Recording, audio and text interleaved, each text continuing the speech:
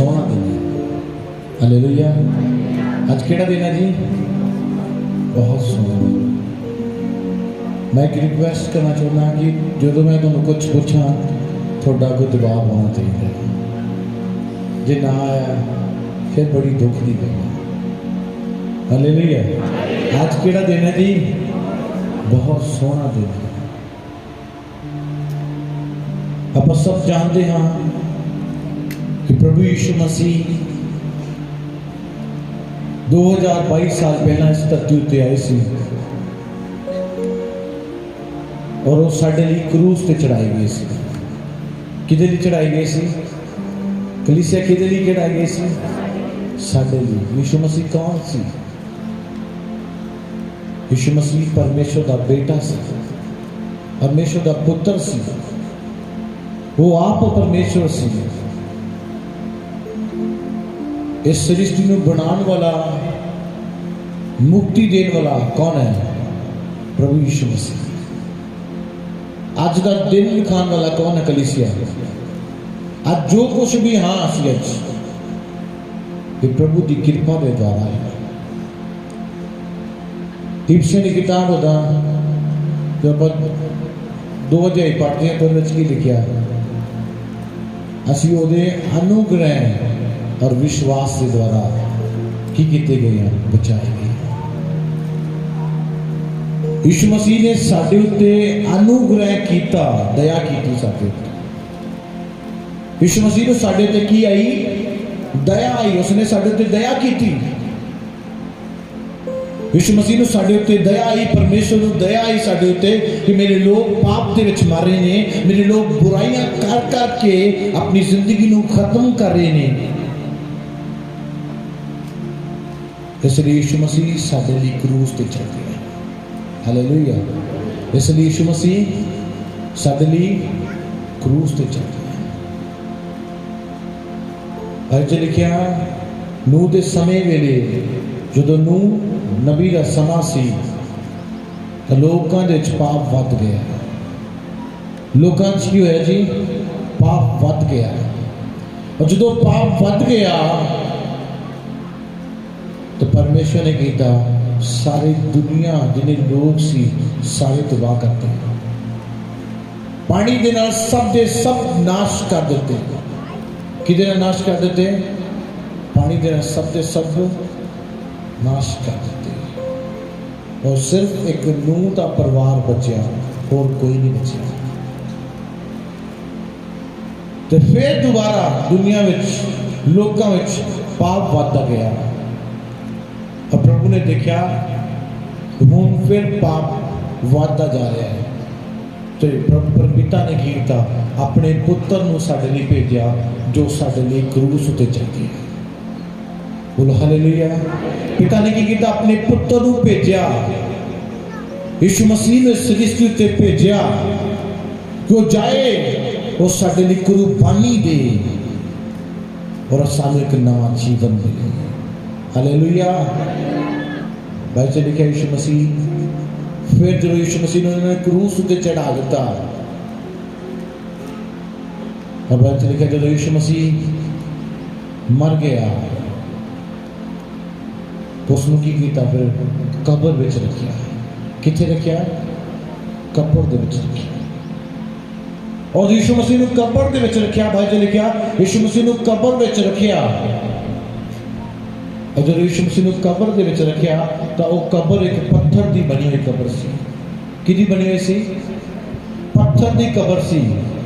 अज कब्र में बक्सा बना के पाया जाता, वो कब्र नहीं सी। लोग सोचते हैं यीशु मसीह को शायद अज के समय जिदा एक बक्सा बनाता, कोई इंसान मर जाता है वो एक बॉक्स बनाते हैं, उसमें उस बॉक्स से पाते हैं फिर दफनाते हैं। नहीं, एक कब्र बनी सी, पत्थर की कब्र बनी सी। किहड़ी कब्र बनी सी? पत्थर की कब्र। और उस कब्र के अंदर यीशु मसीह ने रखा सी। हालेलुया। किस कब्र से रखा सी? जी पत्थर की बनी हुई सी, उस कब्र के अंदर यीशु मसीह को रखा हुआ सी। और जो यीशु मसीह ने उस कब्र के अंदर रखा उस तो बाद की किया? एक बहुत बड़ा पत्थर लिया के उस कब्र के गेट उत्ते रख दिता। बोलो हालेलुया। जो यीशु मसीह ने उस कब्र में उन्होंने रख दिता, कपड़े से लपेट के उस यीशु मसीह ने उस कब्र में जो रख दिता, ताकि कि उस तो बाद एक बहुत बड़ा पत्थर लैके आए, जिसनों की किया उस कब्र के दरवाजे के ऊपर रख दिता कि कोई अंदर जा ना सके। बोलो हालेलुया। की किया एक बहुत बड़ा पत्थर लैके आए, उसनों की किया उस दरवाजे के ऊपर रख दिता कि वो कोई इंसान इस कब्र के अंदर एंट्री ना कर सके। पर यीशु मसीह ने तो पहला ही क्या सी, मैं तीसरे दिन मुर्दियां विचों जी उठांगा। बोलो आमीन। वो कोई भी कितना भी तगड़ा पत्थर लेके आंदे, वो पत्थर यीशु मसीह को रोक नहीं सकता सी। देखिया उस कब्र उत्ते, कब्र के दरवाजे उत्ते एक बहुत बिगेस्ट, एक बहुत बड़ा पत्थर रख दिता है कि कोई इस कब्र के विच एंटर ना हो जाए, कोई अंदर जाए। पर की होया जो बाइबल च पढ़ांगे, मत्ती की किताब का 28 अध्याय 1 नंबर वचन करते, थोड़ी आवाज खोल दी। जहाँ सभा दिन बीत गया तो हफ्ते के पहले दिन पैर फुटन के वेले मरियम मगदलीनी और दूजी मरियम कब्र नूं वेखण आईयां, और वेखो एक वड्डा भूचाल आया। इसलिए जो प्रभु का दूत आकाशों उतरिया और नेड़े आण के उस पत्थर नूं रेड़ के लांबे कर दिता और उस उत्ते बह गया। ਉਹਦਾ रूप बिजली वर्गा और ਉਹਦਾ वस्त्र बर्फ जिहा चिट्टा सी, ਅਤੇ ਉਹਦੇ ਭੈ ਦੇ ਮਾਰੇ ਰਾਖੇ ਕੰਬ ਉੱਠੇ ਅਤੇ ਮੁਰਦਿਆਂ ਵਾਂਗ ਹੋ ਗਏ। पर दूत ने अगों तीवਿਆਂ ਨੂੰ ਕਿਹਾ, ਤੁਸੀਂ ना डरो, क्योंकि मैं जानता हाँ जो तुसी यीशु ਜਿਹੜਾ ਸਲੀਬ ਉੱਤੇ ਚੜਾਇਆ ਗਿਆ ਸੀ ਭਾਲਦੀਆਂ ਹੋ। ਉਹ ਇੱਥੋਂ ही नहीं, क्योंकि जिवें उसने कहा सी वो जी उठा। सब बोलो आमीन। बोलो वो जी उठा। लिखा कि लिखा कलाम च लिखा मरियम और मगदलीनी उस जगह उत्ते गए कि असी जाके उस जगह जाने हैं, देख के आते हैं। वो उस जगह गए, जो उस जगह ते गए तो एक स्वर्ग तो एक दूत आया जिसने उस पत्थर को साइड ते हटा दिता। उस दूत ने उस पत्थर को साइड ते हटा दिता। जो उन्होंने उस दूत के वाल देखा तो वो दोनों डर गईया। लिखा वो औरतां भाई तो लिखा डर गईया। की हो गया? तो दूत ने कहा डरो ना, मैनू पता तुसी किनू लभदे पे हो। दूत ने की कहा, मैनू पता तुसी किनू लभदे पे हो, तुसी उस यीशु लभदे हो जिन्हों क्रूस उत्ते चढ़ाया गया सी। तुसी उस यीशु नूं लभदे पे हो। वो यीशु इत्थे नहीं है, वो यीशु इत्थे नहीं है, क्योंकि वो मुर्दियां विचों जी उठे। हालेलुया। वो इत्थे नहीं है। उन्हें साफ कह दिता कि वो इत्थे नहीं है जिन्हों तुसी लभदे पे हो। तुसी उस यीशु नूं लभदे हो जिन्हों क्रूस ते चढ़ाया सी, पर अज वो इत्थे नहीं है। आज मैं तुहानूं दसना चाहुंदा कि साडा यीशु कोई मनुख नहीं है जो मर गया, दफन हो गया, जमीन से सड़ गया, जमीन से गल गया। वो प्रभु नहीं है। साडे कोल जीवित परमेश्वर है।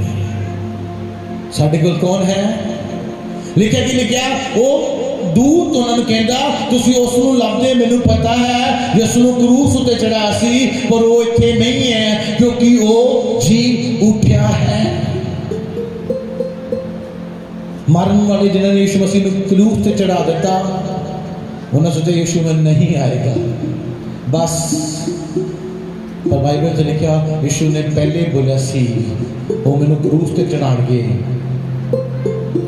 और मैं तीसरे दिन मुर्दियां दे विचों जो कदे जीवित नहीं हुए, जो मुर्दियां दी पीड़ लगी है, आज कोई मर गया जमीन च गड़ दिता, जिंदा होया कदी? बहुत बड़ी गल यीशु मसीह ने की क्या? मुर्दियां विचों, किन्हां दे विचों?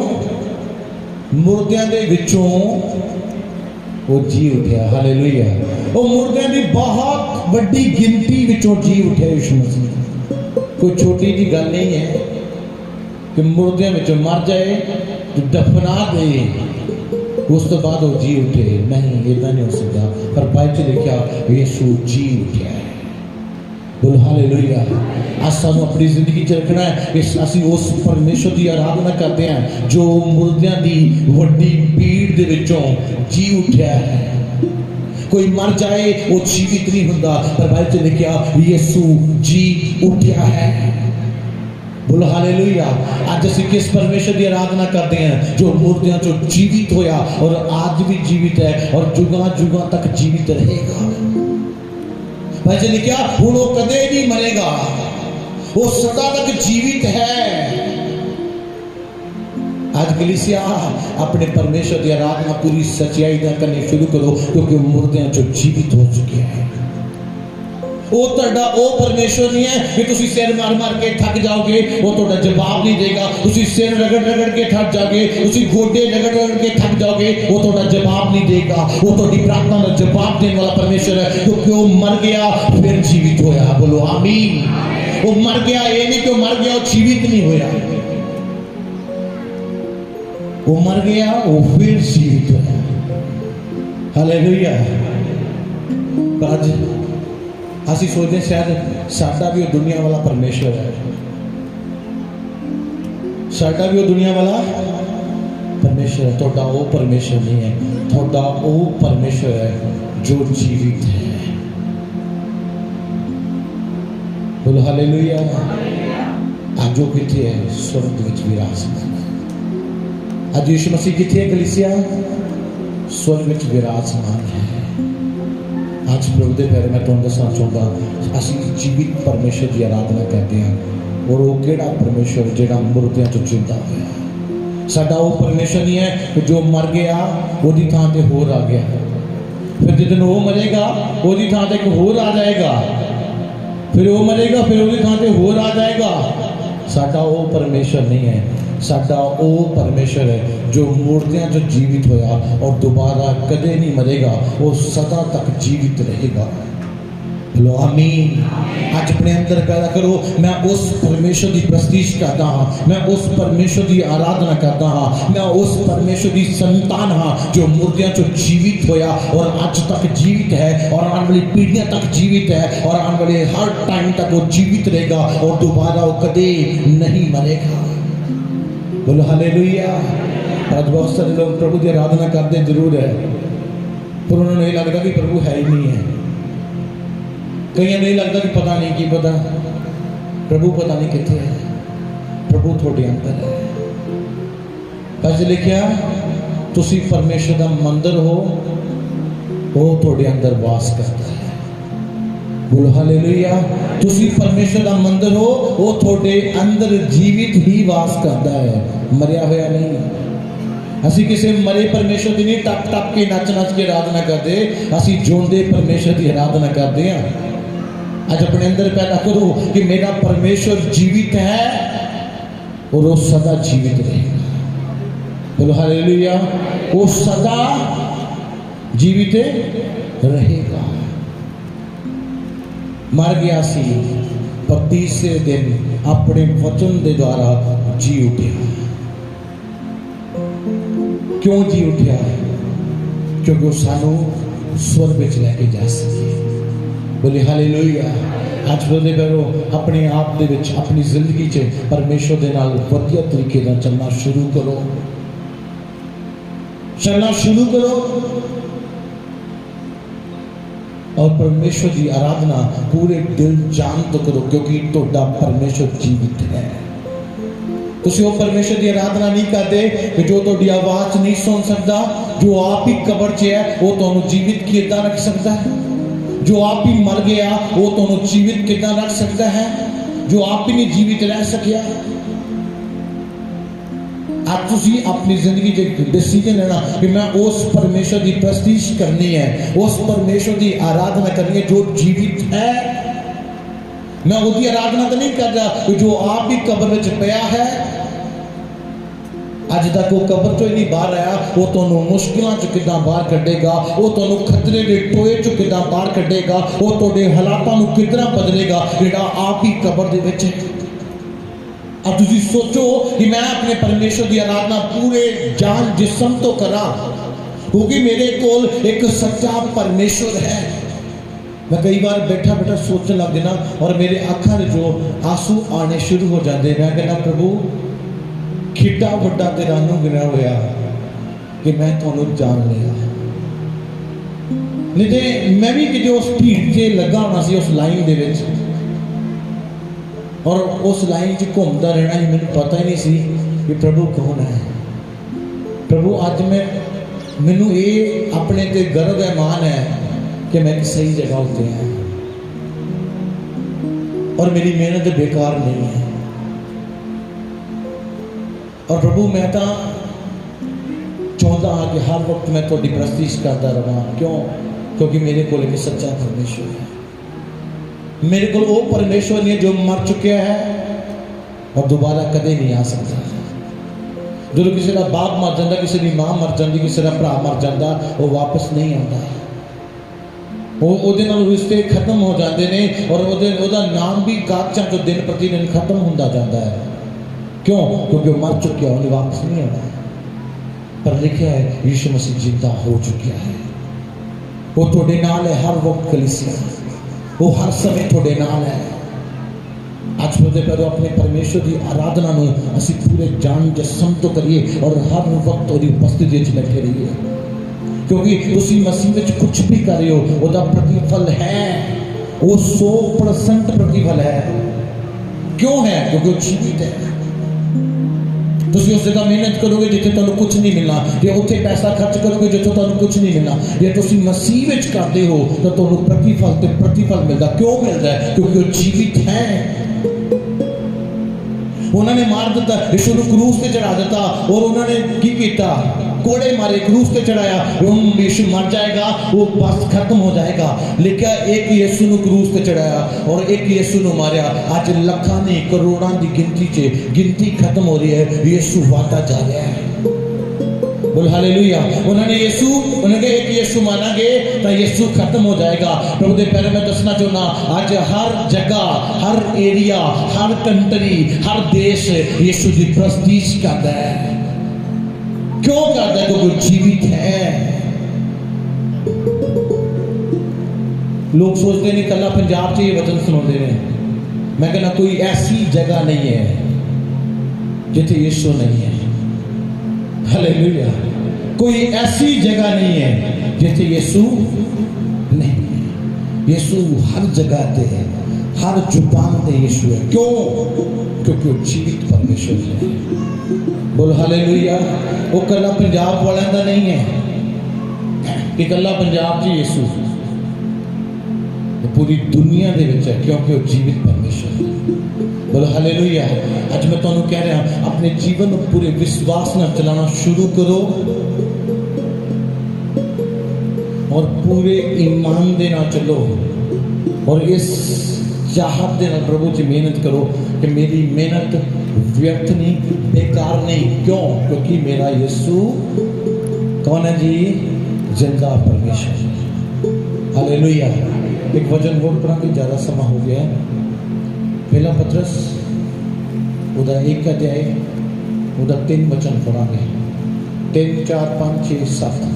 मुबारक है साडे प्रभु यीशु मसीह दा परमेश्वर अते पिता जिन्हें अपनी अत दया के अनुसार यीशु मसीह के मुर्दियां विचों जी उठन के कारण सानू जिउंदी आस लई नवे सिरों जन्म दिता। सब बोलो हालेलुया। कितना धन्यवाद उस परमेश्वर दा जिसने यीशु नूं मुर्दियां चों जिंदा किया और सानू एक नवा जीवन दिता और एक सानू जिउंदी आस दी।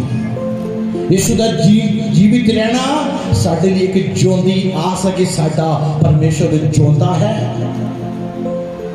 साडा परमेश्वर साडी दुआ सुनेगा। साडा परमेश्वर सानू मुश्किल ते रहम नहीं देगा। वो साडे ते बुरे हालात नहीं रहन देगा। क्यों? क्योंकि उन्होंने सानू एक जिउंदी आस दी है, मरी हुई आस नहीं दी कि जे कि पूरी नहीं हो सकती। उन्हें सानू वो आस दी है जो आस फल लेके आती है। बोलो हालेलुया। लिखा धन्यवाद परमेश्वर दा जिसने यीशु नू मुर्दियां विचों जिंदा किया और सानू एक नवा जीवन दिता और सानू एक जीवित आस दी है। आज साडे अंदर एक आस है।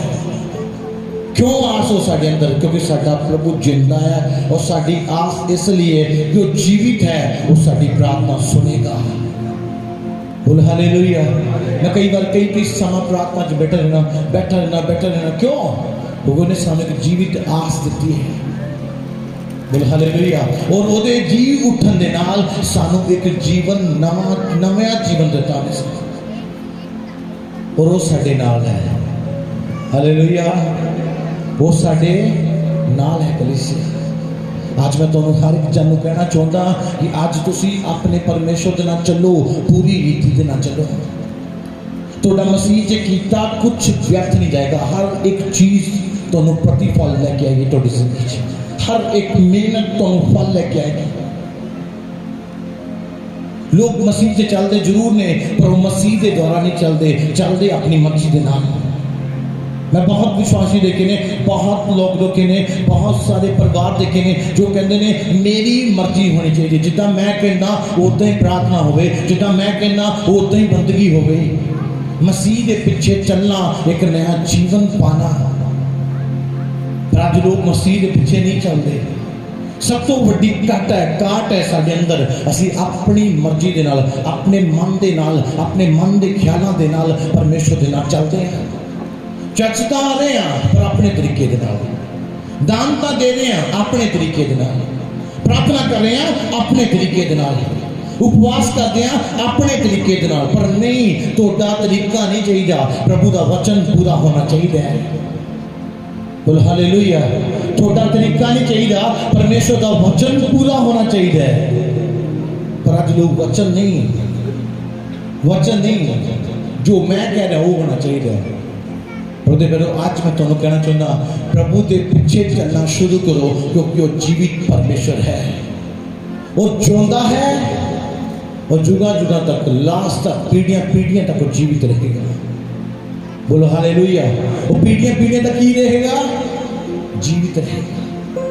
तो उसकी आराधना भी जीवित आराधना होनी चाहिए और उसके पीछे चलना।